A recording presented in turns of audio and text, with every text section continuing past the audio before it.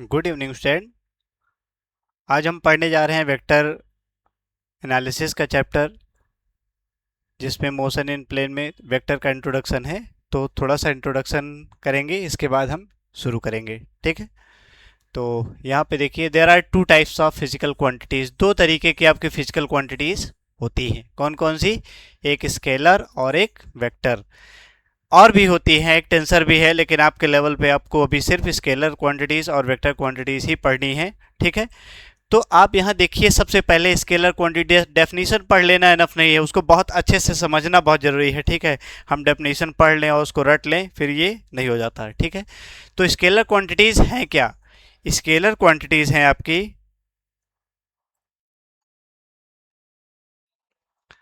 Scalar quantities क्या है आपकी? The physical quantities which have only magnitude, no need of direction to express it, are called scalar quantity. ऐसी physical quantities जिनको explain करने के लिए सिर्फ मैग्नीट्यूड की जरूरत पड़ती है, डायरेक्शन की नीड नहीं होती है, वो स्केलर क्वांटिटी है। जैसे किसी भी बॉडी का टेम्परेचर बताना है, तो टेम्परेचर के साथ डायरेक्शन की जरूरत नहीं है। ठीक है। आप टेम्परेचर बता देंगे कि बॉडी का 37 डिग्री सेंटीग्रेड है, दैट्स एनफ, वहाँ डायरेक्शन की नीड नहीं है।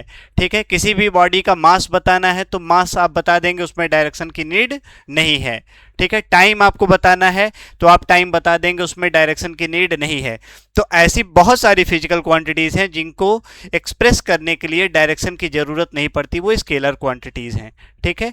तो ऐसी फिजिकल क्वांटिटीज जिनको एक्सप्रेस करने के लिए डायरेक्शन की नीड नहीं है, सिर्फ मैग्नीट्यूड ही एनफ है, वो क्या है आपकी स्केलर क्वांटिटीज। जैसे mass, distance, time, energy, temperature, heat, area, volume, density, ये सब क्या है आपका? Resistance, volt meter. ठीक है। इलेक्ट्रिक करंट, सॉरी, वोल्टेज,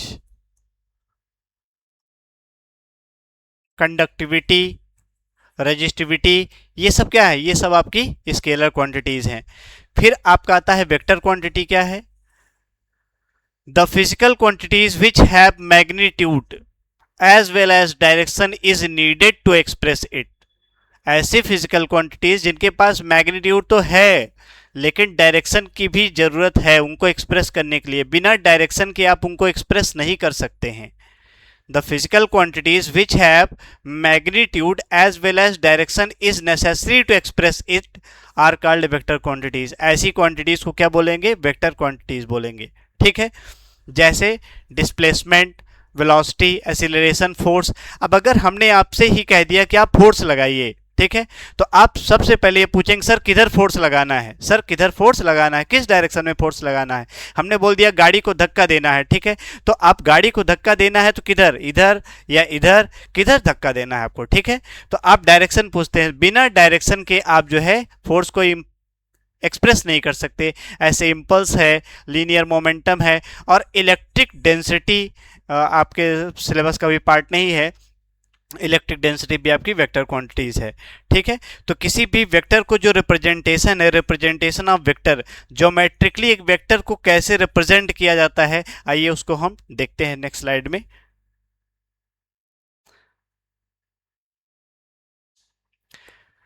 जैसे ये आपकी एक वेक्टर है, ठीक है, this is O and this is A. ठीक है। तो ये है आपका वेक्टर ओ ए, और इस पर एरो लगा है, ये रिप्रेजेंट करता है एक वेक्टर क्वांटिटी है। ओ आपका क्या है? This is head, this is head, और ये क्या है आपका? This is tail. इस वेक्टर की जो लेंथ होगी वो मैग्नीट्यूड को रिप्रेजेंट करता है। Magnitude of vector, magnitude of vector, अगर आपको वेक्टर का मैग्नीट्यूड जानना है, magnitude of vector is equal to, तो आप इस वेक्टर पे क्या लगा देंगे? मॉड लगा देंगे। और जब आप मॉड लगाएंगे तो आपको सिर्फ लेंथ पता चलेगी, ओ ए। ये क्या है आपका? Magnitude of vector. और ये जो एरो इस पे लगा हुआ है, ये इसकी डायरेक्शन को इंडिकेट करता है। एरो जो लगा हुआ है वो किसको इंडिकेट करता है? डायरेक्शन को इंडिकेट करता है। Is it clear? तो आप यहां पे देख रहे हैं, ये आपका टेल है। ठीक है। और ये आपका हेड है। वेक्टर यहां से इनिशिएट हो रहा है और यहां पर आपका ये जा रहा है। ठीक है। अब जरा सा हम देखते हैं डिफरेंट टाइप्स ऑफ वेक्टर। कितने भी टाइप्स हैं, और भी बहुत सारे वेक्टर हैं, बारी बारी से, ये सब इंफॉर्मेटिव है, सब इंफॉर्मेशन है, हमें यहाँ पर देखना है। मैग्नीट्यूड ऑफ वेक्टर यहाँ पर देखिए जैसे लिखा हुआ है बिल्कुल पहले से ही, the length of a vector is called the magnitude of the vector, it is always positive quantity, sometimes the magnitude of vector is also called norm of the vector for a vector A and magnitude of norm is denoted by this. ठीक है, तो आप देखते हैं किसी भी vector का जो मैग्नीट्यूड होगा वो ऑलवेज पॉजिटिव होगा। ठीक है, डायरेक्शन की वजह से वो नेगेटिव लिखा जाएगा, लेकिन वेक्टर नेगेटिव हो सकता है, लेकिन वेक्टर का जो मैग्नीट्यूड है वो क्या इंडिकेट करता है, लेंथ को, और लेंथ नेगेटिव हो नहीं सकती, तो मैग्नीट्यूड क्या होगा, मैग्नीट्यूड इज ऑलवेज पॉजिटिव। ठीक है, and it is denoted by mod A, that is, इसको समटाइम्स कुछ बुक में नॉर्म भी बोलते हैं। ठीक है, also called norm of a vector, तो this is also known as a norm of vector A, और you can say magnitude of vector A. ठीक है, नेक्स्ट है आपका डिफरेंट टाइप्स ऑफ वेक्टर।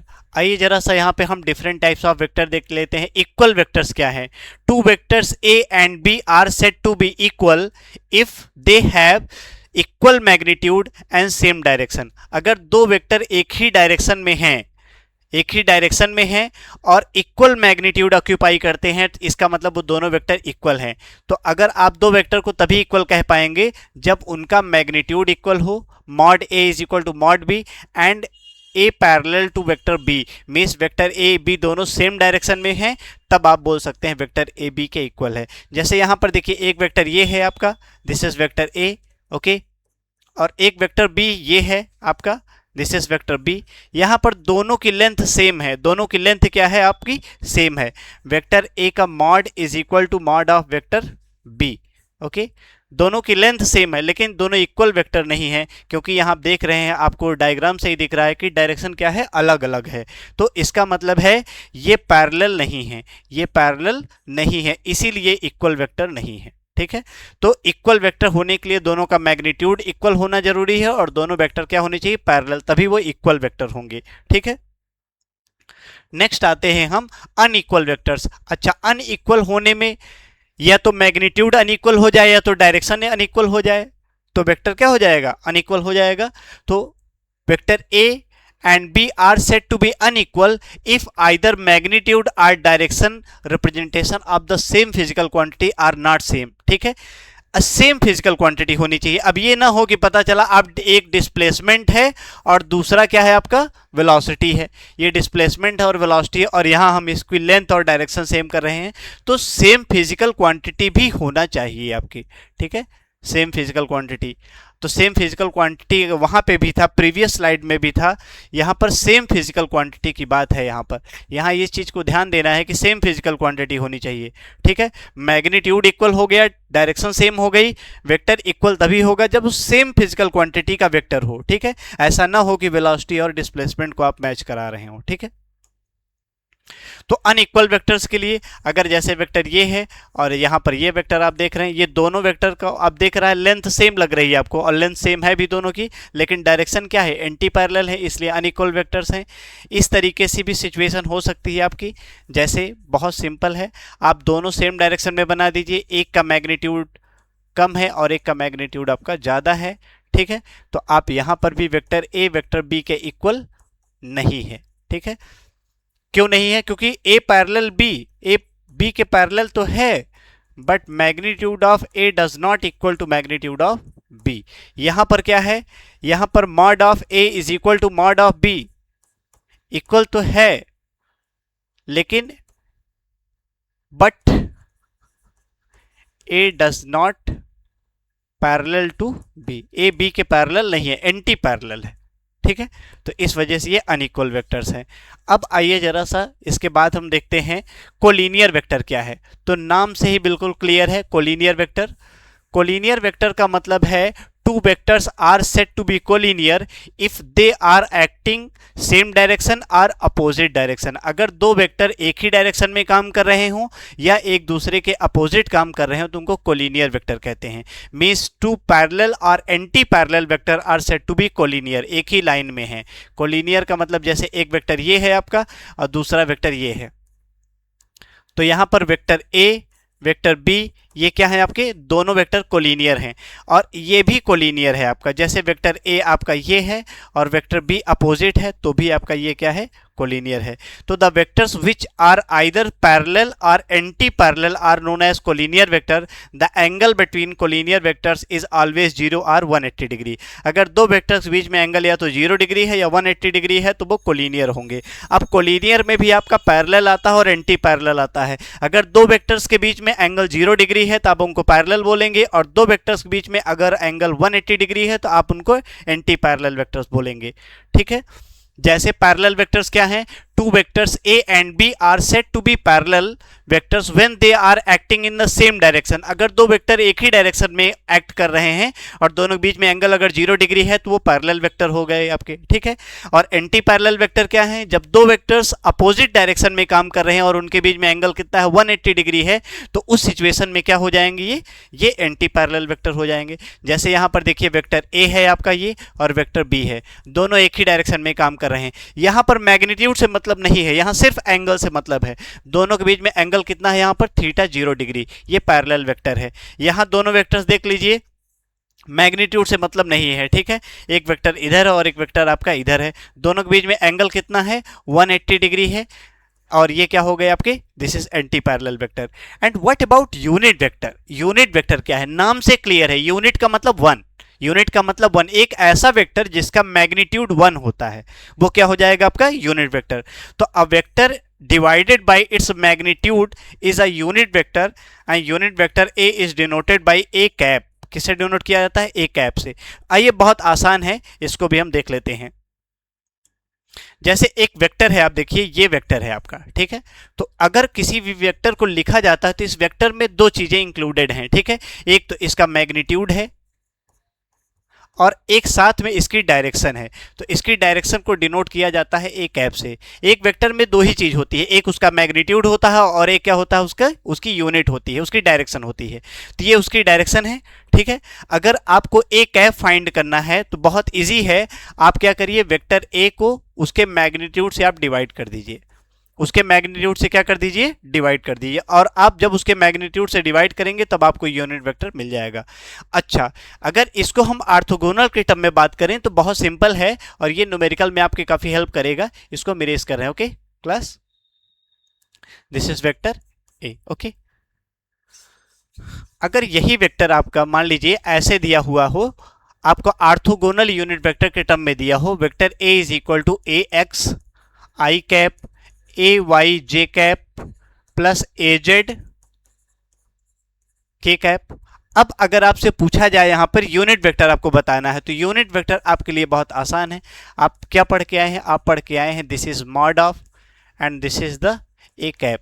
तो इसका मैग्नीट्यूड आपको पता करना है, इसका मतलब इस वेक्टर की आपको लेंथ बतानी है, इस वेक्टर की लेंथ आपको बतानी है। तो आप जानते हैं ये एक थ्री डायमेंशन में है ये vector, this is X, this is Y and this is Z, और ये आपका मान लीजिए कोई वेक्टर ए है। ठीक है, या आप ये भी कोई जरूरी नहीं कि कोई इनिशियल वेक्टर हो। ठीक है, आप इसको कोई भी वेक्टर है, अगर मान लीजिए ये है आपका वेक्टर ए, तो इसका आपको लेंथ फाइंड करना है। तो इसका एक फार्मूला है, आप ये जानते हैं, this is under root A X square plus A Y square plus A Z square.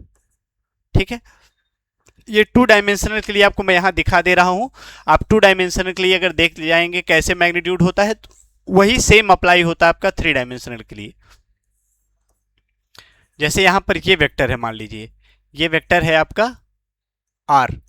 ठीक है, and R equal to X I cap plus Y J cap. तो अब देखिए यहां पर ये जो डिस्टेंस होगी ये कितना होगा, this will be X I cap and this is Y J cap. ठीक है, जे आई कैप क्या है, आई कैप है आपका unit vector along X axis, Y आपका वाई एक्सिस के अलोंग जे कैप क्या है, J cap is a unit vector along Y axis. ठीक है, similarly K cap is a unit vector along Z axis. तो यहां पर अभी हम सिर्फ 2D की बात कर रहे हैं, x और y की बात कर रहे हैं, this is x and this is y। तो अगर इसकी लेंथ आपको फाइंड करना है तो आप जानते हैं पाइथागोरस थ्योरम लगाएंगे, this is OP, this is m and this is n। तो आप OP इज इक्वल टू क्या फाइंड करेंगे, OP is equal to OP square is equal to OM square plus ON square, okay. And OP is equal to under root OM square plus ON square. और OM कितना है आपका, OM x है आपका, यहां पर आप मल्टीप्लाई करेंगे इसको X I cap and Y J square. और जब इसको आप स्क्वायर करेंगे तो आई स्क्वायर कितना हो जाएगा, 1 हो जाएगा, ये आई डॉट आई 1 हो जाता है, that is X square plus Y square. तो ये किसके लिए आया, ये 2D में आया। तो ऐसे 3D में भी क्या हो जाएगा, अगर वेक्टर आपको, वेक्टर क्या दिया था, वेक्टर आपको यहां पर दिया हुआ था, वेक्टर जो हमने दिया था आपको, वेक्टर दिया था r is equal to X I cap दिया प्लस वाई जे कैप दिया था, ठीक है। तो इसका आपने मॉड क्या निकाला, इसका मैग्नीट्यूड आपने क्या निकाला, under root X square plus Y square, ये निकाला।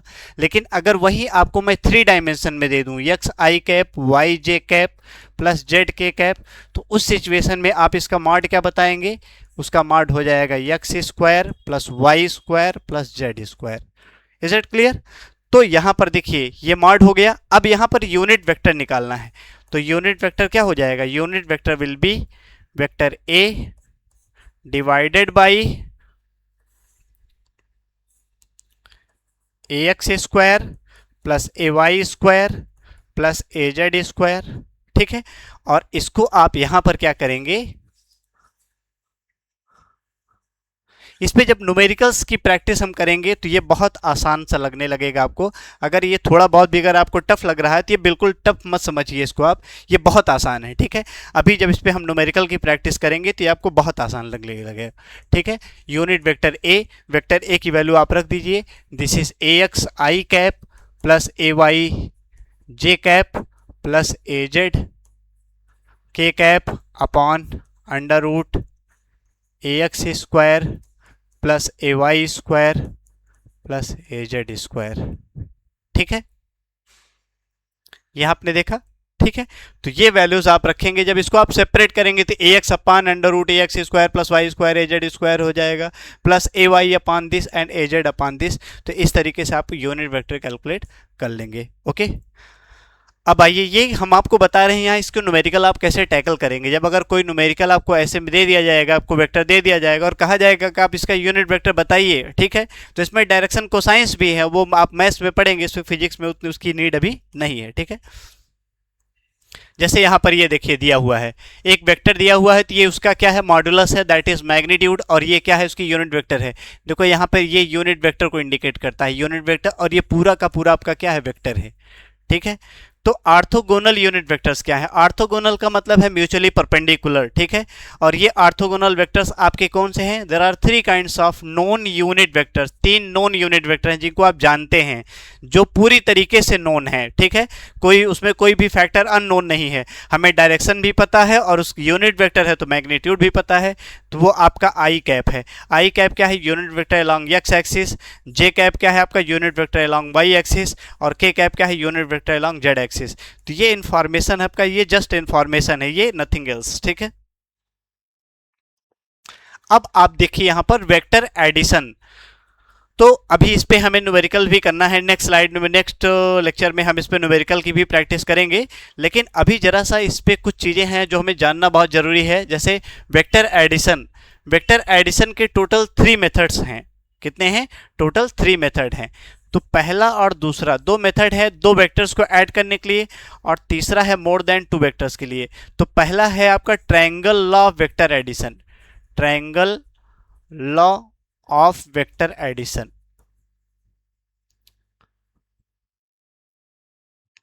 दूसरा है आपका law of parallelogram vector addition, law of parallelogram vector addition, ठीक है। और थर्ड है आपका law of polygon of vector addition, polygon vector addition. तो आप जानते हैं ये polygon law of vector addition है, ये मोर देन टू वेक्टर्स के लिए है, लेकिन आपका triangle law of vector addition and law parallelogram of vector addition ये दोनों आपके किसके लिए हैं, टू वेक्टर्स के लिए हैं इंक्लाइंड एट एंगल थीटा। ठीक है, तो आइए सबसे पहले हम यहां पे triangle law of vector addition को हम पढ़ते हैं। ठीक है, जैसे यहां पर देखिए ये डायग्राम हमने पहले से बना रखा है, और यहां पर देखिए एक वेक्टर आपका ये दिया हुआ है, ये वेक्टर P है, ये वेक्टर आपका क्या है, this vector is a P।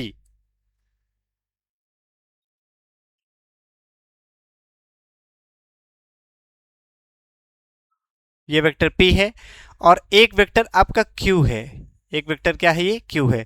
अगर ये वेक्टर P और Q अगर दोनों एक ही एंगल में होते तो कितना होता, 0 डिग्री एंगल होता, लेकिन ये जो Q वेक्टर है ये टिल्टेड है थोड़ा सा, ये आपका मुड़ा हुआ है, और इसके बीच में जो एंगल बन रहा है वो एंगल है आपका थीटा। दो वेक्टर किस एंगल पे हैं, थीटा एंगल पे, उनके बीच में थीटा एंगल है, और इसको हमें ऐड करना है। तो एक वेक्टर के हेड से दूसरे वेक्टर के टेल को, वेक्टर यहां पर आपका जो Q है, Q वेक्टर के हमने टेल को और P वेक्टर के हेड को हमने यहां पे क्या करा दिया, मैच करा दिया, और फिर जो आपका वेक्टर P था उसके टेल से और Q वेक्टर के हेड को मैच करा दिया, तो ये आपका आ गया रिजल्टेंट। ठीक है, इसी को हमें आगे लेकर बढ़ना है, इसका थोड़ा सा डेरिवेशन है, आइए हम डेरिवेशन देखते हैं यहां पर। ठीक है,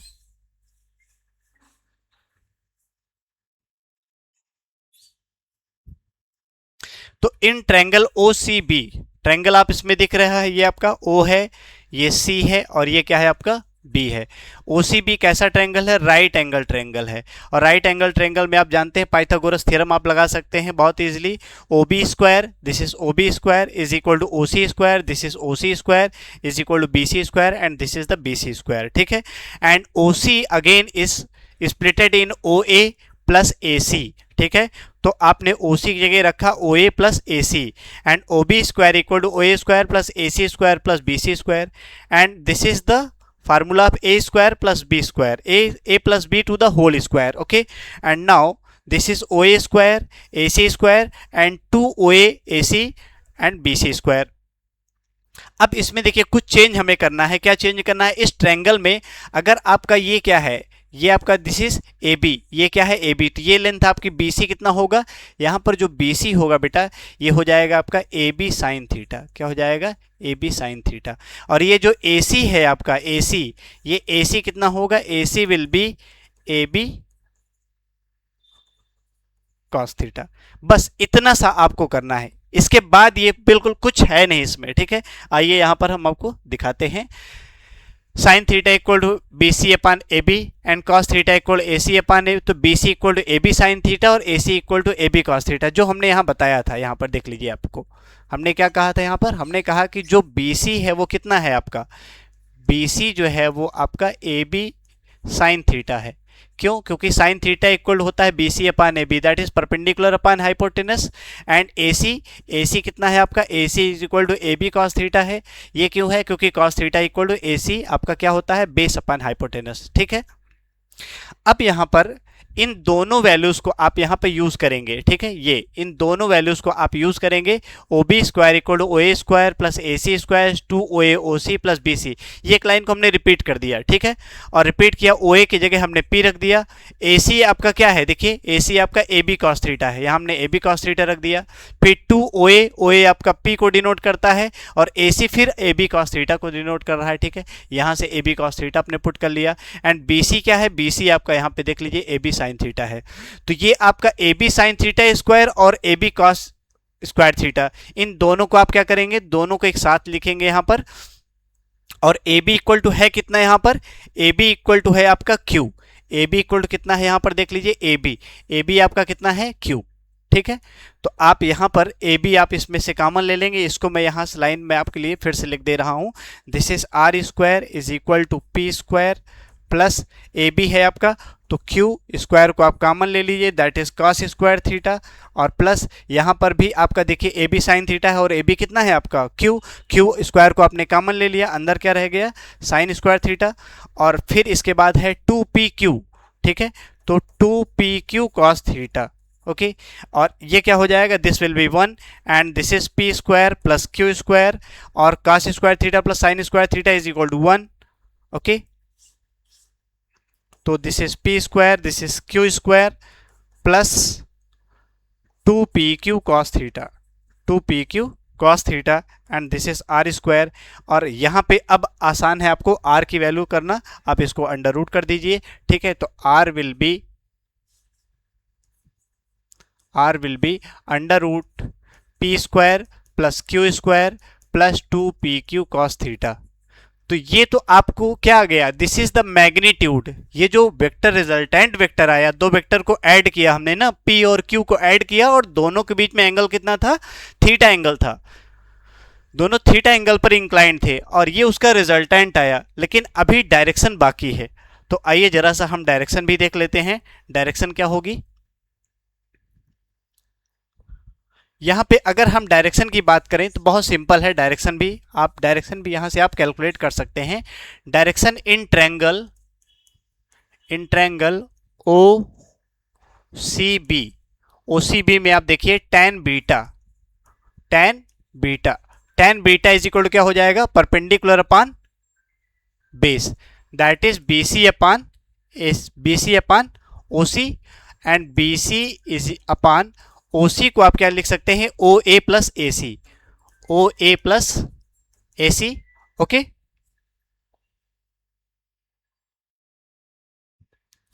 तो BC कितना हो जाएगा, BC आपको पहले ही हमने बता चुके हैं, BC क्या है आपका, this is Q sine theta, ये क्या है आपका Q sine theta, okay.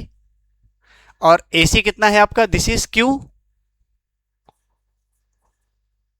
cos theta, ठीक है। तो अब आप यहां पर BC की वैल्यू रख दीजिए। BC कितना है आपका, BC is uh Q sine theta, BC is equal to Q sine theta. OA कितना है आपका, P है, और AC कितना है आपका, AC इज है Q cos theta and this is tan beta, ठीक है। दिस इज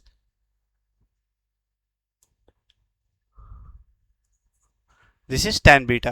तो ये डायरेक्शन बता रहा है, दिस इज द बीटा जो एंगल बता रहा है, ये डायरेक्शन को बता रहा है कि जो रिजल्टेंट आएगा वो इनिशियल वेक्टर आपका ए के साथ किस एंगल पे काम करेगा। तो ये बीटा एंगल पे है और इस बीटा एंगल की वैल्यू कितनी हो जाएगी, beta is equal to tan inverse Q sine theta plus P plus Q cos theta, ठीक है। तो इससे आपको डायरेक्शन पता चलेगी।